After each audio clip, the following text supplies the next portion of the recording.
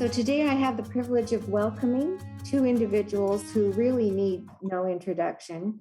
Yvonne Bearbull, Executive Director of the Kenora Fellowship Center, and Pastor Frank Kowal, pastor of the Jubilee Church of God. Yvonne and Pastor Frank are here today to talk about the Coldest Night of the Year event, to invite us to walk with them on February 26th and help them raise funds for their meal programs. I'm thankful for all the work each one of them does in our community and happy that they're here with us today. Please welcome Yvonne and Pastor Kowal. Thank you. Thank you.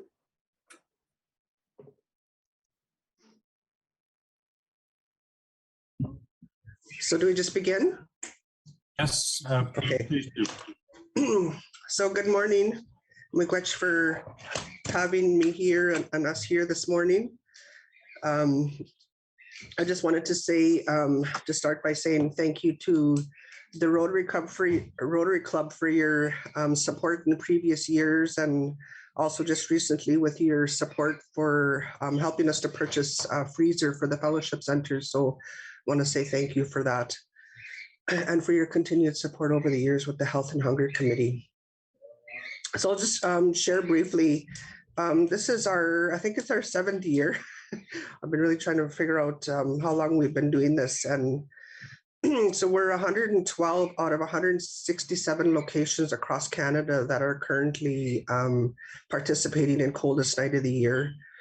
Our fundraising goal is $20,000. And as of this morning, we're at 58% of our goal. And so yay. We weren't really sure how this campaign was going to go this year, you know, with everything that our community has been facing. And it's been a rough go on our end. And, you know, we're just really thankful that for the committed team leaders in this community who have supported us in previous years and, you know, just have taken the initiative to continue on and, you know, raising the funds that they have and utilizing the tools that Coldest Night of the Year has on the website. So pardon my voice, I have a bit of a cold, and so I'm going to talk as much as I can, and then Pastor Frank will share what he has to share with you this morning.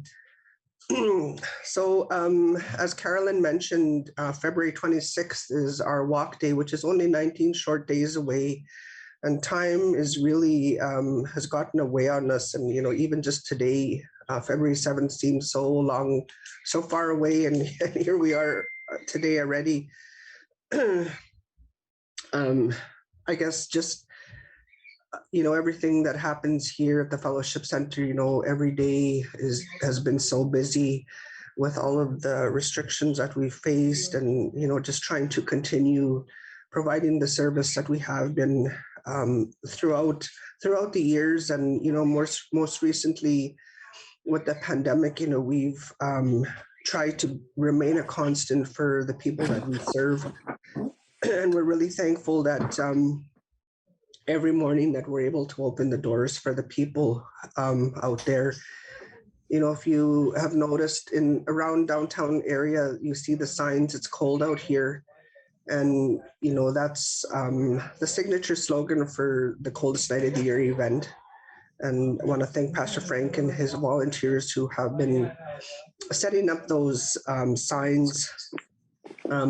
So maybe some of you are not familiar with the Fellowship Center. So we operate a drop-in center, a daily drop-in center, which opens at 8 o'clock in the morning. And we stay open till 4 o'clock. And we serve breakfast and lunch. And as of January 1st, our meal programs no longer have contribution funding towards them. So we're really looking at different ways of funding our meal programs. So this has become very important to us. You know, we serve, you know, upwards of 40 to 70 people a day for lunch and breakfast. And, you know, food security issues is something that we face on a daily basis. We see that hunger every day. We also provide our coffee corner, which is tea and coffee, water for people throughout the day. We provide bathrooms, phone service, sometimes the only phone service that is available downtown, and a place for people to have a safe space to rest. With a lot of people utilizing the shelter, the other warming space Kenora moving forward operates, that's very tiring for a lot of people. So we see a lot of tired people here. Maybe you've seen some of our posts on the Facebook page, requesting donations of clothing and, boots and winter wear. And, we're just so thankful for this community who has always answered the call and has always helped us to meet some of those needs in the community for the people that we serve. Just being able to give somebody a warm coat, who has to be out and about in the elements, and, gloves and toques, everything, it just means so much. So what else will I say? I know Pastor Frank is going to talk a little bit about the walk day. I know some of you might have some questions for us later. We are looking for a volunteer who would be willing to take some pictures on walk day. We are going to try to get the toques out. I'll show you the toque. This is my little display here that you probably can't see very well, but I worked really hard on it this morning. So this is the toque for 2022. And I was trying to acquire all of the toques that we've had through all of our walks. So this is the logo for the coldest night of the year. So if somebody's favorite color is yellow, this probably look really good on you. So this is the 12 teams that we have walking for coldest night of the year. If you want to check out the website, it's coldestnightoftheyear.com, and you search for Kenora, and you'll see the whole scoreboard. You can check out who all is walking, how many teams we have. Our team is the Snow Angels, and we're a very slow team. We're still trying to pick up speed. So we're going to get the toques out to everybody that's walking right now, so they can take some selfies, and maybe you'll see some yellow toque selfies on social media. And so I'll just stop there and let Pastor Frank show off his toque there. I see he's wearing it. I was going to wear mine too, but good for you. Okay, thank you. So the walk begins at 4 o'clock, I believe. Is that right, Yvonne? 4 o'clock from the Fellowship Center. There's going to be signs posted. It's going to be the same route that we've been taking for the last 7 years. And it's a 2.5 kilometer or 5 kilometer route, whatever the people want to. We used to have also a 10 kilometer route, but we're not doing that this year. We're not going to have a meal at the end of it. We're just going to have a station with water, maybe some coffee, something like that, if people so want, because of the conditions that we're in. So there will be signs on the sidewalks and everything for people to follow along. And of course, we'll have someone leading it, and we'll have a car walking or driving back and forth to make sure that people are okay. Hopefully we'll have a nice day for that. I think all the registrations are going to be online. So if we're trying to just make sure everybody, if they are going to register, that to register online, and that'll save us a lot of work on the ground. As far as Jubilee is concerned, we're not feeding anybody anymore. We've let Kenora moving forward. They're leasing half of our building, and they are doing the meals for the warming center. And they've also been keeping the building open overnight in some cases when it's extremely cold out. We are, however, very busy at Jubilee. We have changed our focus, I guess, a little bit. Ever since the shelter opened up, we have just organically been changing. So we are looking after a lot of, or helping a lot of families in the community. We have a benevolence program, and I think last year All told, we spent about $60,000 on things like groceries. We get a lot of people coming, knocking on our door, looking for gas money, for bus tickets, for medication, for diapers in the middle of the night, medicine for kids, sick children, so forth like that. We've got about 10 or 12 families that are, every week we're either lending them some money to help them get through the week.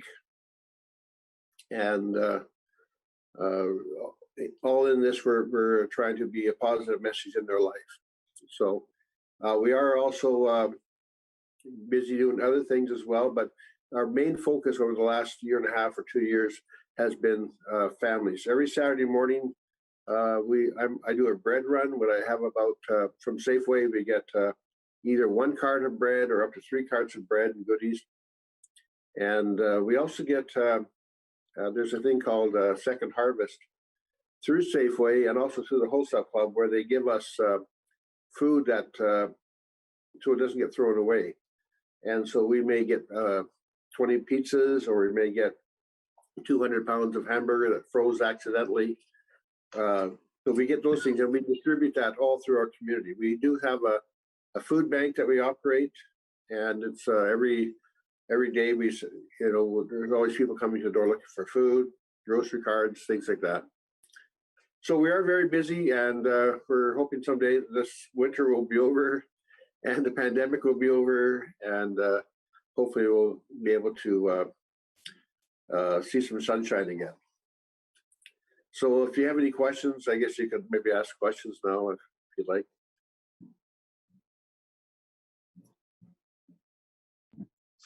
I wonder if I can just share a little bit more, just from the website. Coldest night of the year, since we've initially they contacted me to see if I was interested in participating in this campaign 7 years ago. And so Pastor Frank and Jubilee Church agreed to be part of the event with us. So we've been partners throughout all of these campaigns. And every year we're never sure, do we have the energy to do it again? We don't raise a lot of money, but in the beginning, it was to raise awareness about homelessness and poverty. That's something that this community has been facing for many years. Sorry. So how Coldest Night of the Year is coined on the website. It's a winterific, family-friendly way to raise money for local charities, serving people experiencing hurt, hunger, and homelessness. It is cold out there, but there is no place like home. Unfortunately, we serve people facing all of that, especially the hurt. I don't know Carolyn has come to a few of our prayer fires, the Ishkode fire, the Truth fire. We have a lot of people here who are dealing with a lot of intergenerational trauma. I was just listening to one of the presentations that Carolyn did about the safe injection site, which she also just recently done at the Kenora Ministerial Association. Sometimes it seems like the Fellowship Center is a safe injection site. We're so concerned about the opioid, the overdoses that are happening in and around this community. And it's a great concern to see our young people facing such devastation because of drugs, exploitation, and that whole gamut of things. So it's we don't just serve breakfast and lunch. We try our best to meet the emotional needs of the patrons here.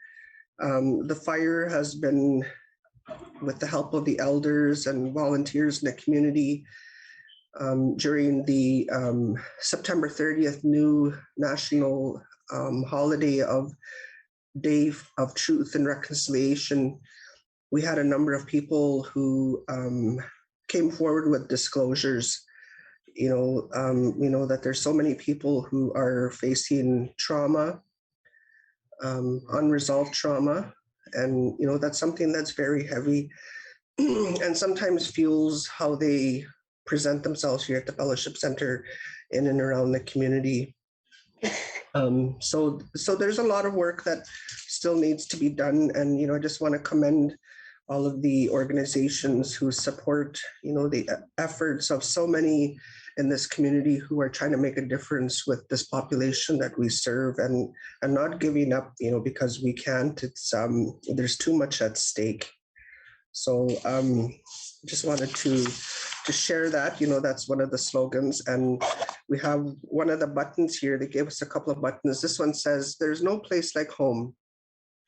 And, that's another thing that's, we know that we're facing a housing shortage and crisis in this community. And, again, we have to keep encouraging those efforts. And I know that there's many people who are organizations that are working really hard to make that happen. And, really glad that these efforts are being undertaken. And, just being under the local state of emergency, it has made a lot of gaps in service very evident. And, at no fault of anybody, that there's a lot of gaps that still need to be closed in the community. So I'll leave it at that. And I guess if anybody has any questions, be willing to answer them. Yeah, I'm just, thanks, Yvonne. It's certainly commendable for all of the good work that you're doing, because it's so much needed around here. And it is evidently a struggle for many people. Now, just looking for hands up for any questions. John, start with you. Yvonne, tell us how the pandemic affected the Fellowship Center. Thank you for that question. Well, I'm sitting here very tired. I was thinking how I would share that part of the story with you this morning. We've remained open throughout the pandemic. We have just been so thankful for all of the community groups and restaurants and community groups and the churches who have come to our aid throughout the pandemic, who have brought food. That has been one of our biggest stressors, is to ensure that we're still providing that nutritious meal for everybody who comes expecting that every day. Even right now, we're having lunch, and we had a bit of a crisis this morning, but we're never really sure what's going to happen. The mental health impacts that have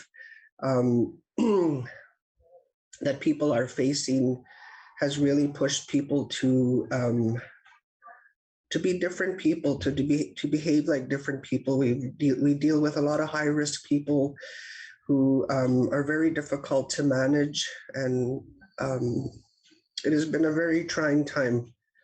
And we've just recently, well, not just recently, throughout it too, we've had a lot of staff shortages, which cause a lot of stress. When we're trying to, if it was just like to open the doors and let everybody come in and we're going to have a good day, but that doesn't always happen like that. We have to be prepared for everything.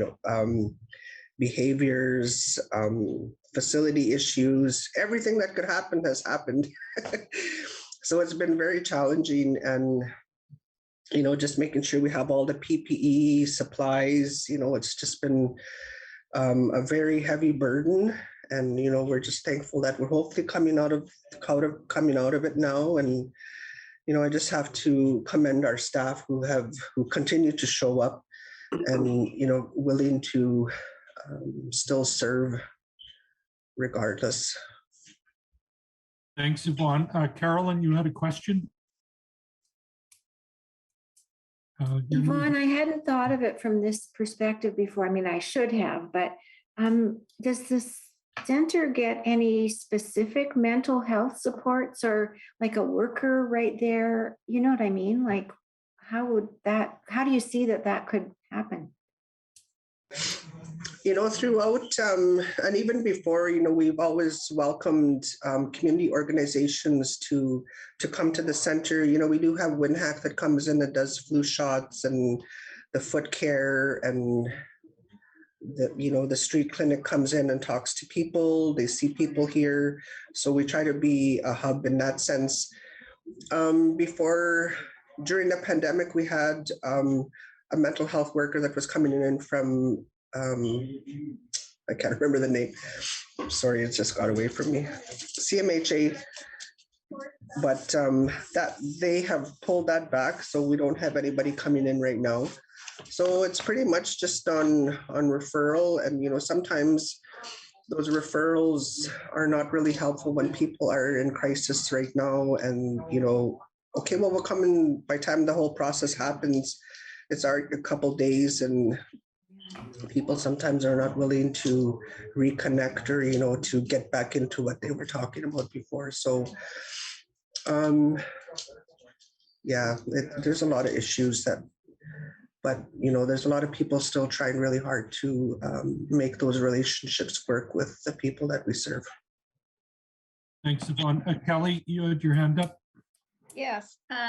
So just wondering, Yvonne, Rotary is known for, helping financially to number things within our community. Is there anything other than our financial support that we could perhaps give individually as people, because we are people of this community? You mean in regards to coldest night of the year? No, in regards to the work you're doing, Yvonne.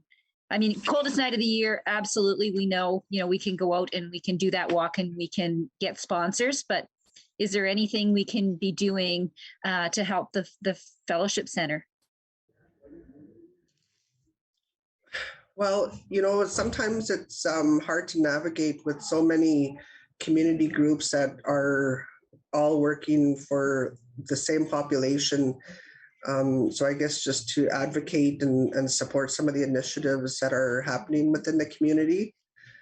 And once everything is more stable, if you're willing to come down and volunteer at the Fellowship Center, we'd love to have you.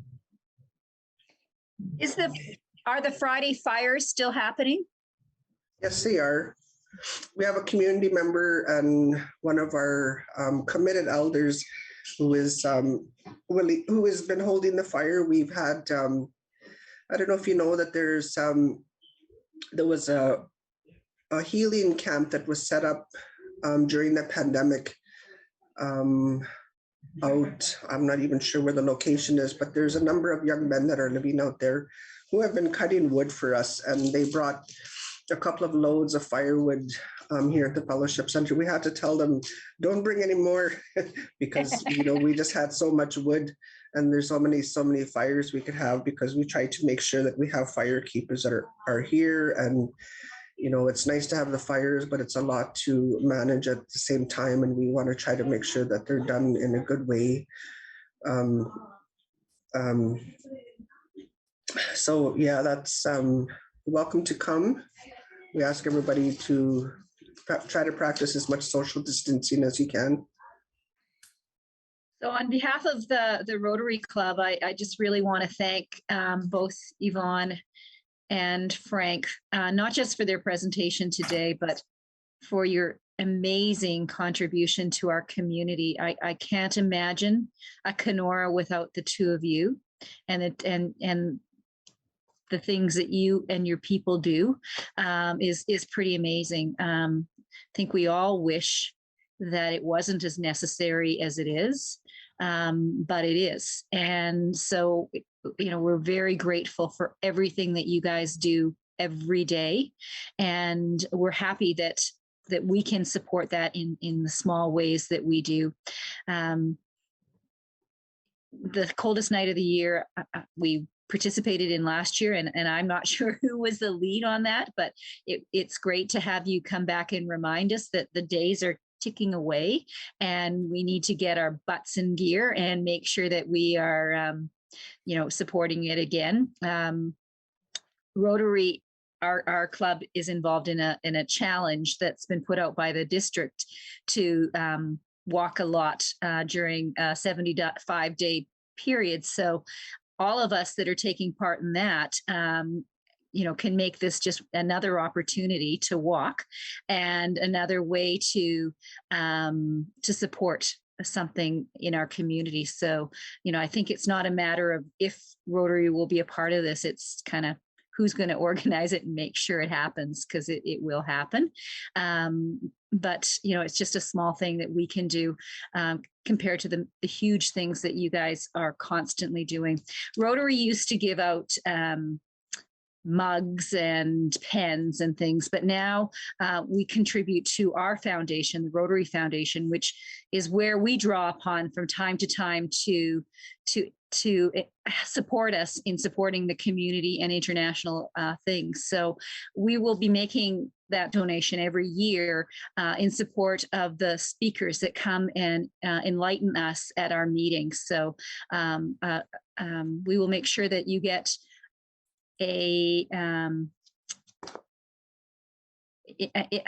information, what do you call it, guys? I'm losing my menopausal word here. Certificate. A certificate. Thank you, Christine. A certificate. That's a really hard word that just tells you about the donation that's been made on your behalf to our foundation. But thank you again, and we will see you on Fridays. We will see you at the walk, and we will see you in the community doing the good work that you're always doing. Thank you very much. Thank you. Thank you. With Take that, care, Yvonne. yeah. Miigwech, thank you.